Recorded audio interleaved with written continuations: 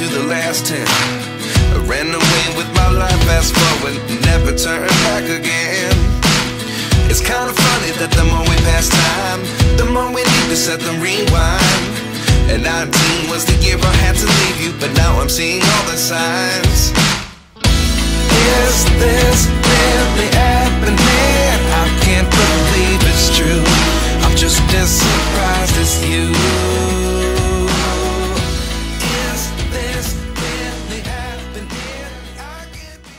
Good day sa inyo mga boss. So for today's vlog, dito tayo ngayon sa may Moon River campsite. Dito sa may Tanay Rizal sa Kayabu.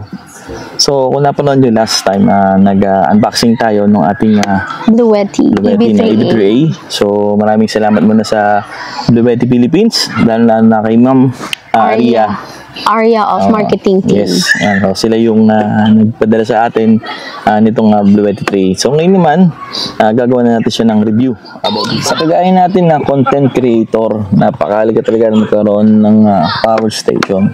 A very reliable power station. So kagaya namin, lagi kaming nagka-camping.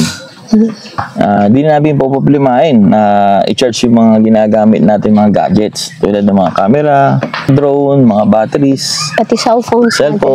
Ito na, may magagamit na tayo.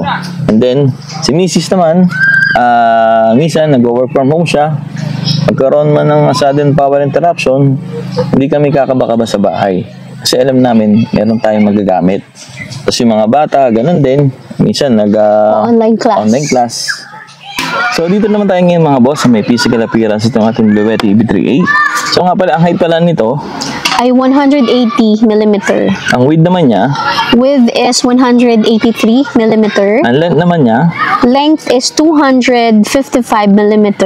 Ang bigat pala nito mga boss ay 4.6 kilograms. Not heavy, no? Sakto lang. Yan. So, ang bigat pala nito mga boss is 4.6 kilograms din siya. 4.6 kilograms. Yan. So, kung makikita nyo rin ito mga boss, sa magkabilang side, meron siyang dalawang exhaust. Or ventilation. Makita nyo. Ito pa isa. Yan. Tapos, sa baba naman niya, sa ilalim niya, merong 4 na rubber feet. Yes. So, para hindi dumulas, yun yung purpose nito. Ayun. Tapos, dito naman tayo banda sa may taas, meron siyang wireless charger. If ever naka-iPhone tayo or yung phone natin is capable for wireless charging, pwede siya. Tapos, isang maganda dito, meron siyang handle. So nga pala kanina mga boss, nilagay lang natin to dun sa ating sa motor natin. So nagkasya siya dun sa may upuan, sa may lagay lang ng upuan natin. Hindi siya ganun kalaki yung space na kinain niya. So napaka-portable talaga nitong power station na to. So kahit saan pwede nating dalhin. So mga boss, ang battery nga pala nito is lithium iron phosphate. So sa mga hindi nakakaalam about lithium iron phosphate, ito ay napaka-safe and fast charging din. And yung cycle nito is 2,500 cycles. So mga boss, paano nga ba i-open itong ating EB3A power station? So meron siyang 3 button, pakita mo nga daddy. Merong light button, AC button, tsaka DC button. So kahit alin dito sa 3, pwede ninyong pindutin or i-press para ma-open itong ating power station. Yeah. So daddy, ano yung gusto mong i-open dyan para makita nila? So try natin i-open itong DC button. Ayan. So, kung makita nyo mga boss, may lumabas ka agad dun sa screen niya. So, nga pala, doon nga pala sa screen, makikita natin agad is yung input. Tapos, sa may gitna naman, is yung remaining charge na lang itong ating Blue Yeti EB3A. At saka yung pinaka-last is yung output. Pagka nag-charge tayo. So, simulan natin doon sa may ilaw. So, papakita namin sa inyo, meron nga pala siyang 3 mode. 3 modes. Yes. So, mami, pakita natin sa kanila. Okay. Ano yung first mode? Low. Ito nga pala yung first mode, boss. Low. And the next is high. And then the third mode is SOS. So, para ito sa emergency purposes. Yan. Nagbi-blink. Okay. So, dito naman sa baba mga boss, meron siyang 2 AC. So, dito natin siguro isasaksak yung mga laptop natin o yung mga camera natin na pwedeng pagsaksakan itong outlet na to. Makikita natin naman to sa mga bahay natin, sa mga wall socket natin eh. So dito naman tayo banda ngayon sa mga baba mga boss. So makita nyo, so dito yung saksakan ng power cord. So dito natin isasaksak para ma-charge natin itong ating Blue Yeti EB3A. Tapos dito naman sa kabila is yung saksakan ng for solar panel. Oo, pag nag-charge. So sa ngayon wala tayong dalang solar panel eh. Hindi namin sa inyo ma-demonstrate kung paano yung paggamit ng solar. But soon, sana. Sana, Blue Yeti. So dito sa taas, makita nyo is yung saksakan ng cigarette lighter. 12 volts yan mga boss. At saka meron siyang dalawang DC 10 amps. Tapos dito naman sa gitna may dalawang USB-A at saka isang USB-C na 100 watts.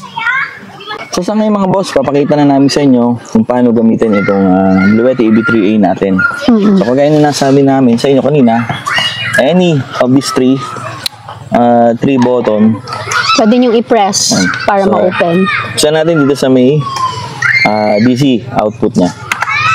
Yan, so makita nyo mga boss, nagbukas na yung ating screen, diba?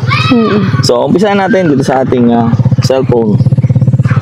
So once na sinaksak mo siya mga boss, kailangan siyang i-press ulit para lumabas yung DC. Ito. And then once na makita nyo na yung DC, pwede nyo nang isaksak yung telepono nyo. Ngayon matay mga boss, oh. Charge na siya, oh. Sa bawat sinasaksak natin na gadget, nakikita natin kung ilang watts yung kumakarga sa kanya. Tapos sundan naman natin itong ating battery nung ating camera, itong battery ng Canon natin. Saksak naman natin doon sa may AC. So ganun ulit mga boss, kailangan natin pindutin yung AC button para lumabas yung AC. So ito na boss, saksak na natin.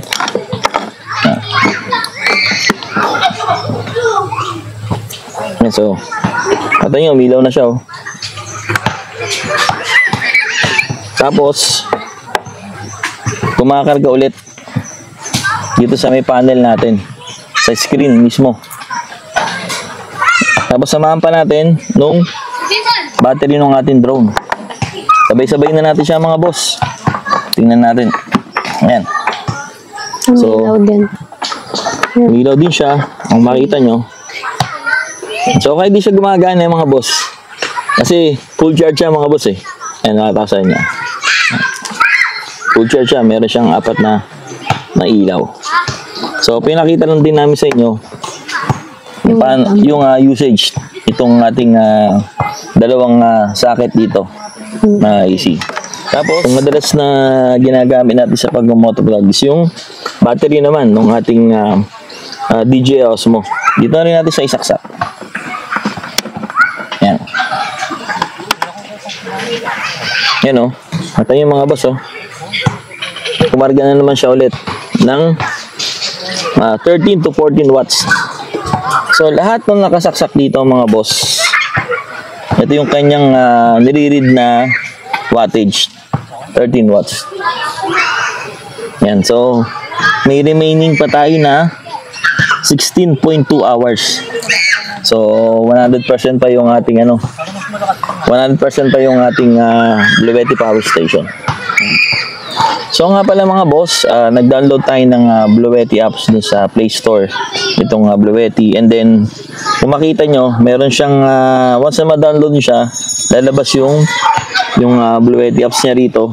Tapos, pindutin nyo lang yung Bluetooth. Ayan. So, dapat mag-pair mode siya. Ayan, nagpe-pair na siya mga boss. Ayan. So, once na nag-pair na siya mga boss, makikita na natin kung paano nag-work yung yung Blue Yeti natin. So dito pa lang pwede na natin siyang i-navigate using this phone. So try natin dito sa ilaw niya mga boss, pakita ko sa inyo . So try natin buksan mga boss. Medium. Ayun oh, ito nyo. Umilaw. Umilaw siya. Mm. Tapos, try naman natin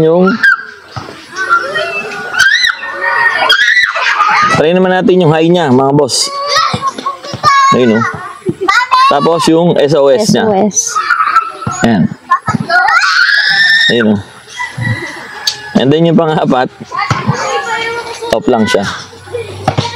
So, ganun siya kaganda, mga boss. So, kahit malayo tayo, namomonitor natin yung ating Bluetti EV3A na to. So, maraming salamat nga pala sa Bluetti Philippines sa pagpapadala sa atin nitong power station na to. And then, kay Miss Arya ng marketing team of Bluetti Philippines. Ma'am, maraming Thank you po salamat ulit, po sa ma'am. pagtitiwala na binigay niyo po sa amin. So, dito na siguro natin tatapusin yung ating vlog. So, kung bago ka pa lang sa aming channel, please like, comment, share, and subscribe to YouTube channel. Together we ride Motovlog. Always stay humble and kind. Ride safe, mga boss! Ride safe, mga boss! See you next time! Just as surprised as you. Is this really happening? I can't be too sure, but one day I'll be yours again.